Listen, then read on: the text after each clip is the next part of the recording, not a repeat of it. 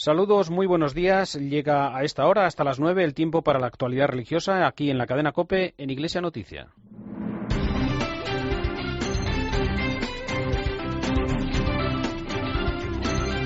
Faustino Catalina y Eva Galvache.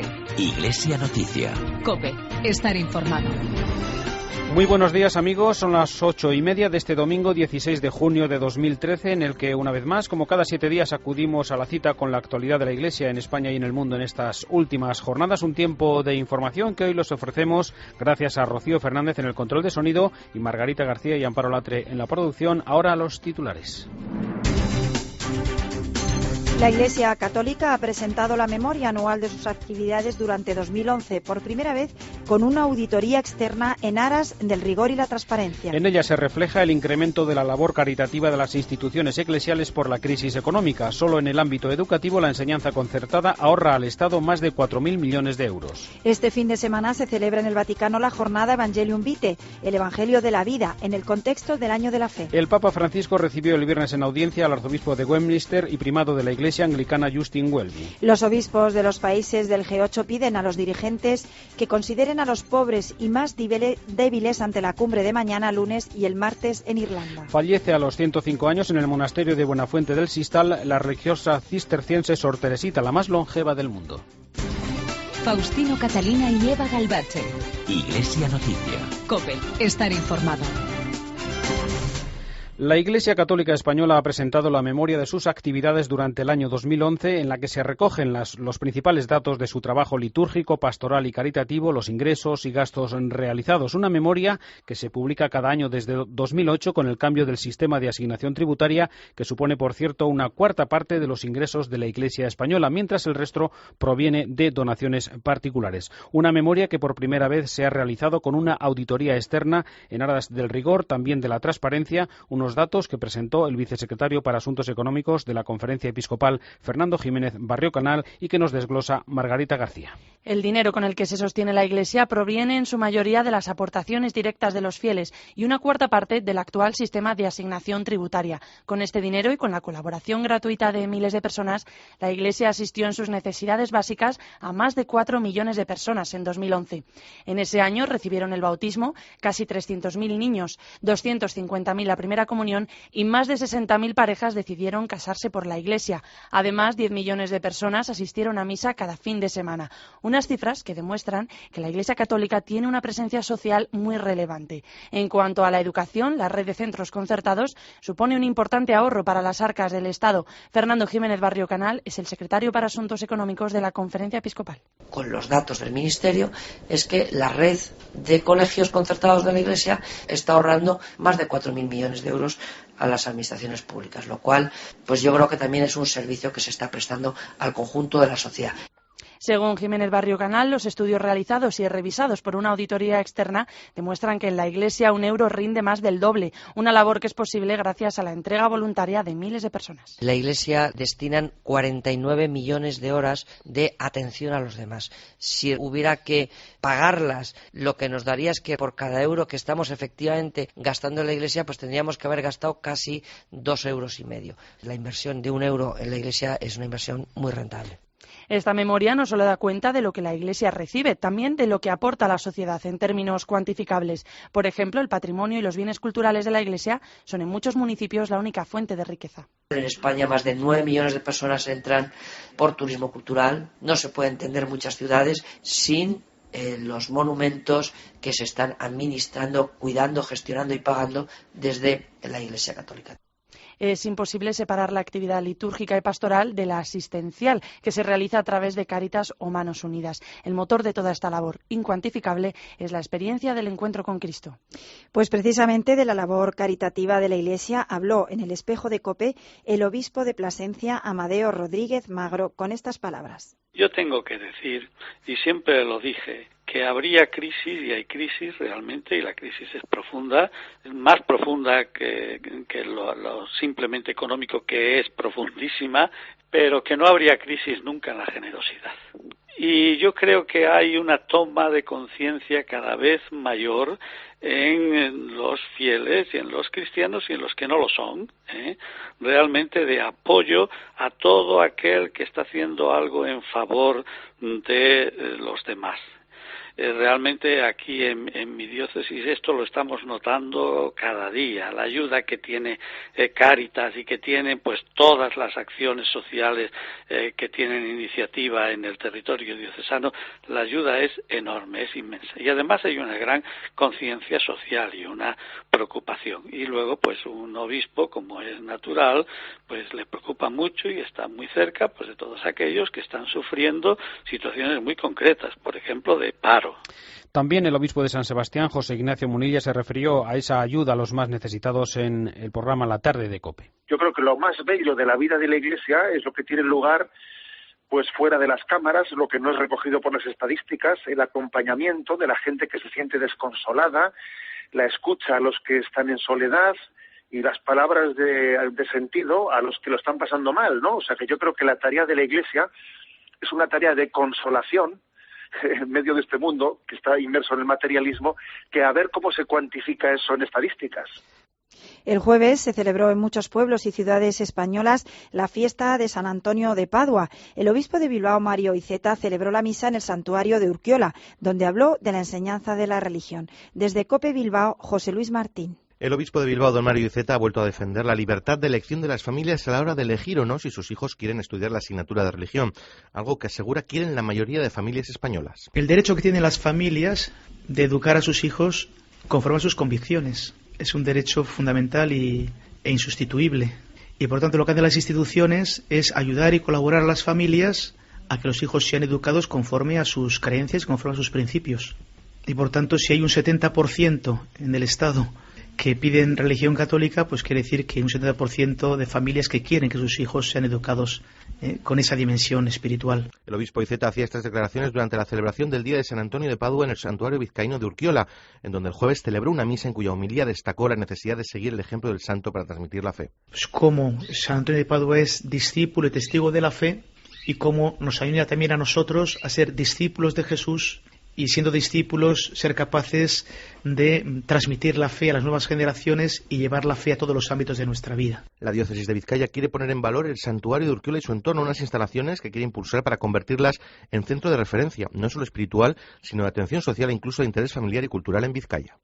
Las calles de Jaén acogieron en la tarde-noche de ayer sábado 3 grandes actos de catequesis, profesión y celebración pública de la fe en el contexto de celebraciones del Año de la Fe, una fiesta, un retablo de la fe que nos recuerda desde COPE Jaén Antonio Agudo. El calor fue el protagonista de la intensa jornada que se vivió ayer en Jaén. Altas temperaturas y calor, mucho calor humano, en la inmensa multitud que abarrotó las calles del centro de la ciudad para compartir un acontecimiento histórico que llenó la ciudad de fieles para ver el retablo de nuestra fe.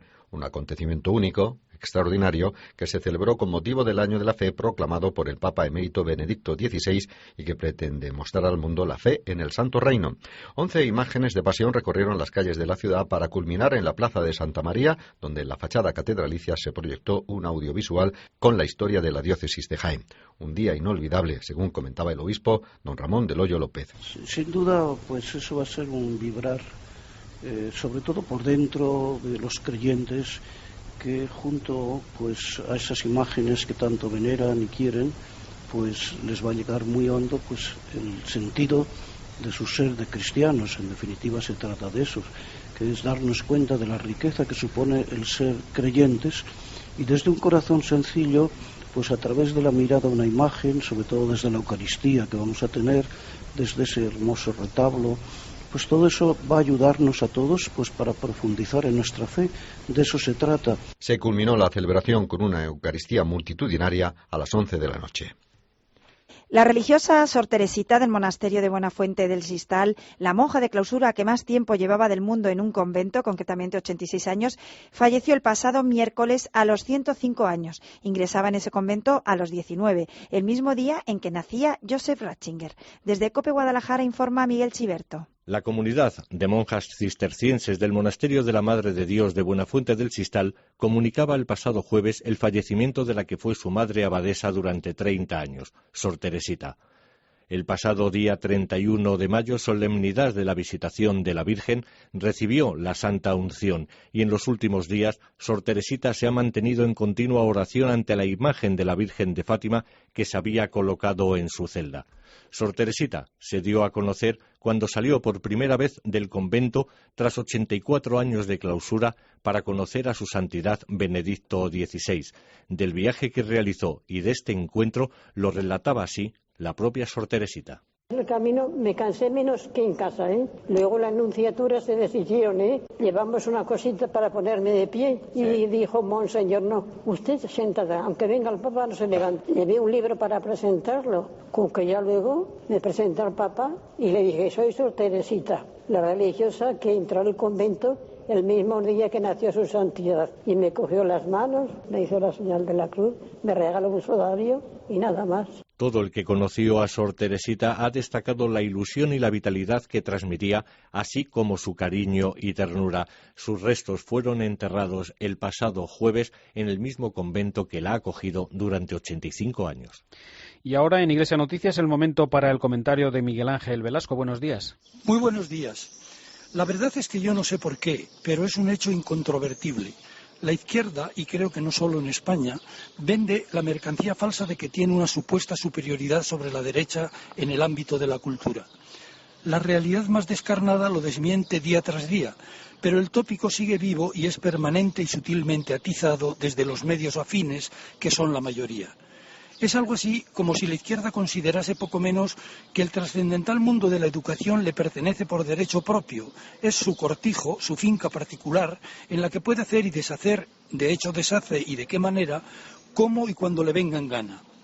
Buena parte de culpa de que este topicazo siga funcionando la tienen los intelectuales y políticos de la derecha, no tanto por lo que hacen cuanto por lo que dejan de hacer, no tanto por lo que dicen sino por lo que silencian, no tanto por lo que proponen como por lo que ceden y tragan y miran hacia otro lado como si la cosa no fuese con ellos. Hay ámbitos irrenunciables como el de la enseñanza de las humanidades a los que renuncian suicidamente con la excusa de que no son rentables, como si no hubiera rentabilidades más importantes que las del dinero.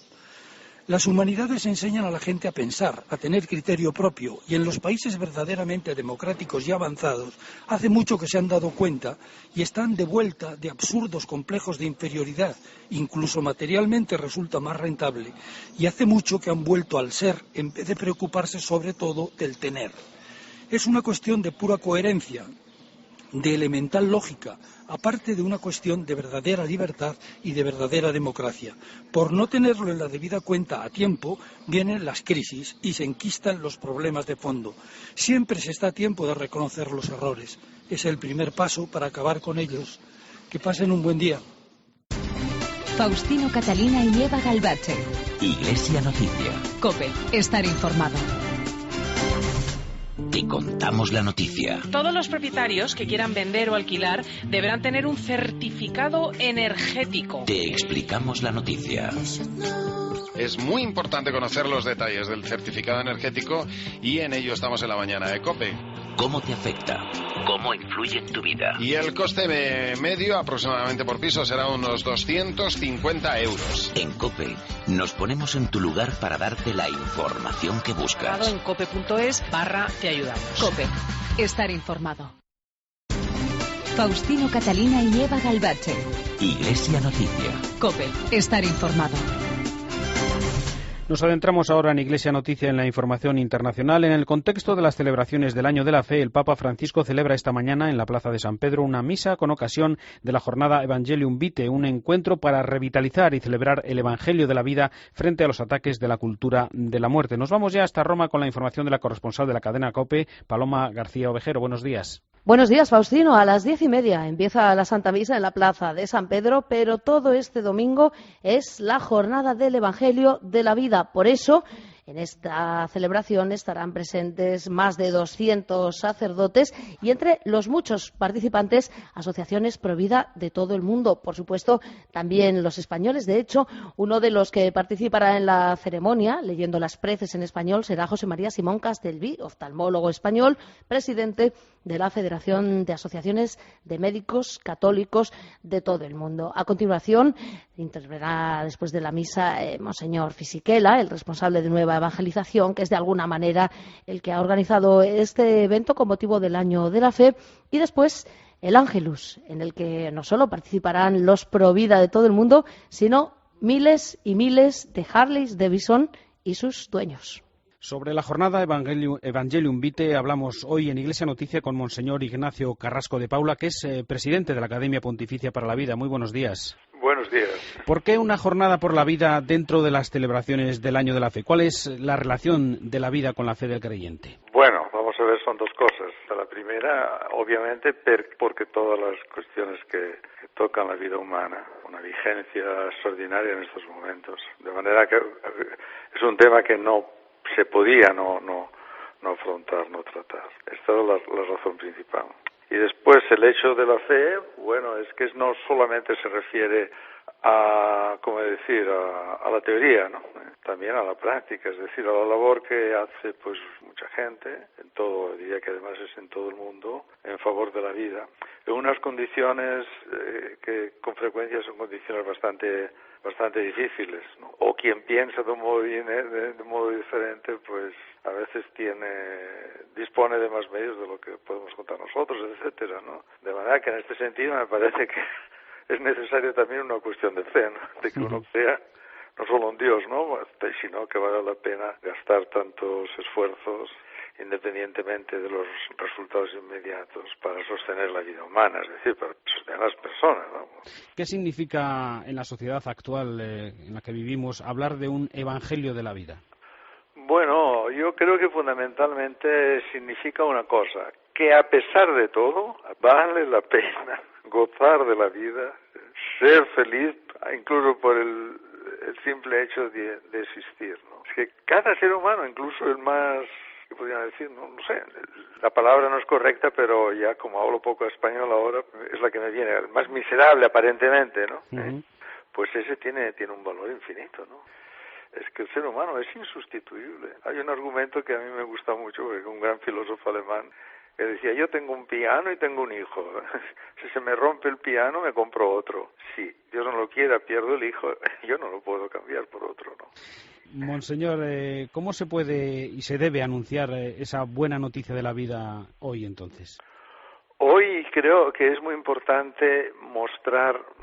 A veces podemos tender un poquito a subrayar, no sé cómo decir, los aspectos negativos que son reales, que existen, ¿no? Cuando, bueno, la experiencia nuestra de quien al menos trabaja en estos campos es que lo contrario, es decir, el ver, el empeño por vivir, para hacer felices a los demás, ¿no? Por contribuir también a que nuestra sociedad no sea demasiado triste, pues todo eso vale la pena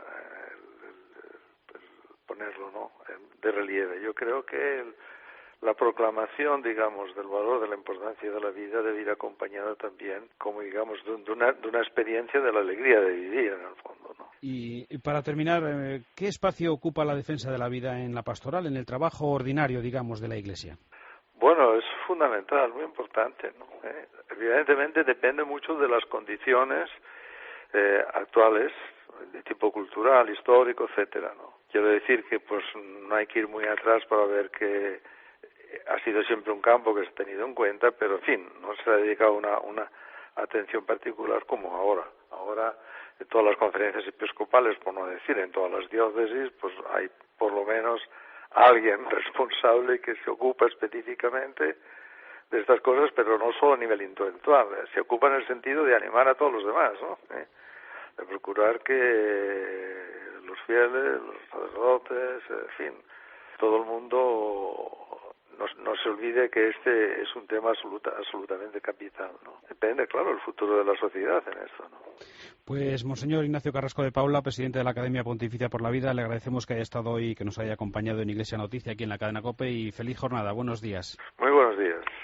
Seguimos en Roma porque el jueves, en una audiencia al Consejo Ordinario de la Secretaría General del Sínodo de Obispos, el Papa Francisco anunció la próxima publicación de una encíclica sobre la fe escrita a 4 manos con su predecesor Joseph Ratzinger. Además, el viernes recibió en audiencia al arzobispo de Westminster y primado de la Iglesia Anglicana. Fue el primer encuentro desde que ambos asumieron su ministerio con un par de días de diferencia. Paloma García Ovejero. El viernes, efectivamente, recibía en Roma al arzobispo anglicano de Canterbury, Justin Welby. Los dos son nuevos, uno del 19 de marzo, el otro del 21, y hablaron de las preocupaciones que comparten, como la oración y el compromiso para caminar hacia la unidad en Cristo, o la sacralidad de la vida humana y de la familia fundada en el matrimonio, la justicia social, la economía al servicio del hombre, el conflicto sirio, que preocupa tanto a anglicanos como a católicos, y sobre todo el diálogo entre las religiones y los no creyentes. Ayer sábado fue el turno de Durão Barroso, el presidente de la Comisión Europea, con quien el Papa Francisco estuvo 15 minutos. También hablaron de integración europea, de las consecuencias gravísimas de la crisis y de la situación de las minorías cristianas en el mundo, así como de la urgencia de promover los derechos humanos, sobre todo la libertad religiosa. Una audiencia que se completó con el encuentro del Papa Francisco y los parlamentarios franceses de un grupo de amistad entre Francia y la Santa Sede, a quien el Papa recordó el principio de laicidad que gobierna las relaciones entre el Estado francés y las diversas confesiones religiosas. No puede significar en sí hostilidad hacia la realidad religiosa o una exclusión de las religiones del campo social y de los debates que lo animan. El secretario de la Congregación para los Institutos de Vida Consagrada, Fray José Rodríguez Carballo, que recientemente fue ordenado arzobispo en Santiago de Compostela, estuvo el martes en el programa El Espejo de COPE, donde habló de la vida religiosa en España. Subrayaría que en España está muy viva, contra lo que pueda parecer. De hecho, es significativo que hay bastantes generales, hablo de varones, que son españoles y de institutos importantes o de congregaciones importantes. No se diga congregaciones femeninas. Bueno, pues yo creo que aquí hay un signo de vitalidad. La vida religiosa no está muerta, tampoco en España. Tiene vida y mucha vida. Basta saber leer en profundidad y esos signos del espíritu que están diciendo que tenemos un futuro lleno de esperanza, naturalmente, en la medida en que vivamos el presente con la pasión que ha caracterizado a nuestros fundadores y que debe caracterizar a todo seguidor de Jesús. También se refirió Fray José, como le gusta que le llamen, al Papa Francisco y las expectativas de este pontificado con estas palabras. Yo me espero una iglesia más cercana a la gente. Es impresionante la cantidad de gente que mueve este Papa. Por tanto, una cercanía de la Iglesia a la gente y de la gente a la Iglesia. Segundo, creo que podemos esperar, y el Papa así lo ha dicho ya varias veces, que él hará todo lo posible para que sea una Iglesia más pobre, una Iglesia más de estar al lado de los más necesitados. Y después también un relanzamiento de la misión. Es impresionante cómo este Papa pues llega al corazón de la gente con palabras muy sencillas. Es que es un Papa que huele a oveja, por utilizar una expresión que él mismo utilizó hablando a los pastores. Pues eso, es un Papa que conoce a la gente, que ama a la gente y que sabe de lo que está necesitada la gente. Yo creo que todo esto es lo que podemos esperar de un Papa que, más allá del nombre, yo creo que es un proyecto de vida. Sobre el diálogo entre el Papa Francisco y los alumnos y profesores de los colegios de los jesuitas, el comentario de la colaboradora de Iglesia Noticia, Paloma Gómez Borrero. Iba a ser una clásica audiencia especial, un encuentro del Papa Francisco con alumnos, exalumnos y profesores de los 7 colegios que los jesuitas tienen en Italia. Pero nada más comenzar se reveló una fiesta familiar divertida y cargada de espontaneidad.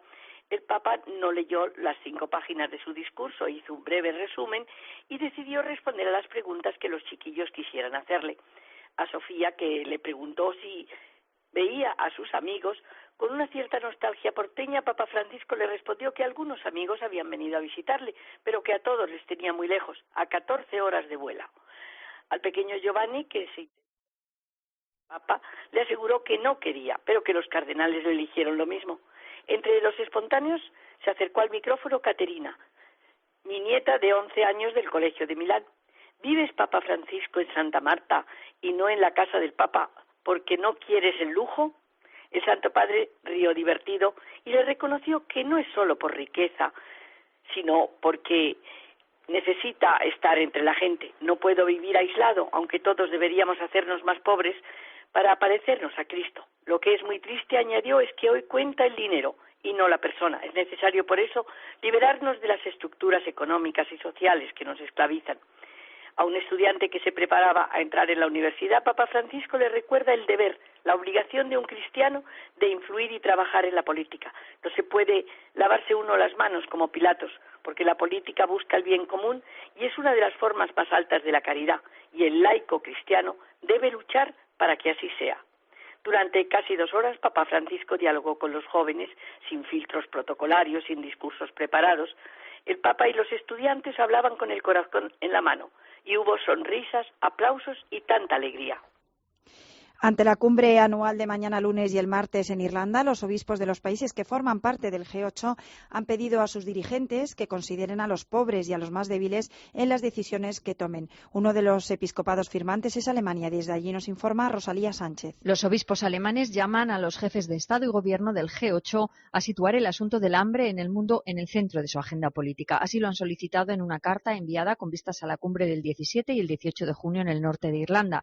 Les piden que desarrollen e impulsen una política internacional dirigida al principio del bien general. La carta ha sido firmada también por obispos de Estados Unidos, Canadá, Gran Bretaña, Japón, Rusia, Francia, Italia e Irlanda, por lo que se convierte en una petición de todas las diócesis del G8 en conjunto. En el texto se pone especial acento en las políticas comerciales y se señala que en la normativa al respecto debe prevalecer el bien de la familia humana. También se ocupa el texto de la crisis económica y financiera y se pide al G8 que luche con firmeza contra la evasión fiscal y por la regulación justa y transparente del sistema financiero. El escrito termina con la siguiente frase: la dignidad humana exige verdad y la democracia exige transparencia. La sociedad civil y las organizaciones religiosas dependen de una información fiable para poder acompañar a la política con su crítica constructiva.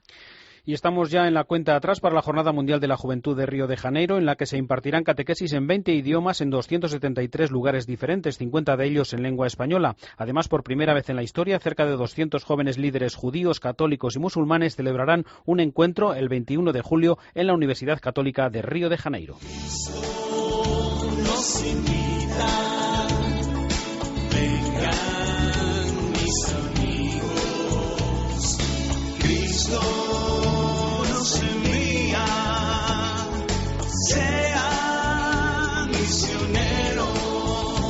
Así suena en lengua española el himno que lleva por título Esperanza del Amanecer, que ha sido compuesto por el padre brasileño José Cándido y que en esta grabación en español, como decimos, que acaba de publicarse, interpretan cantantes de varios países latinoamericanos, entre ellos un español, Nico Montero.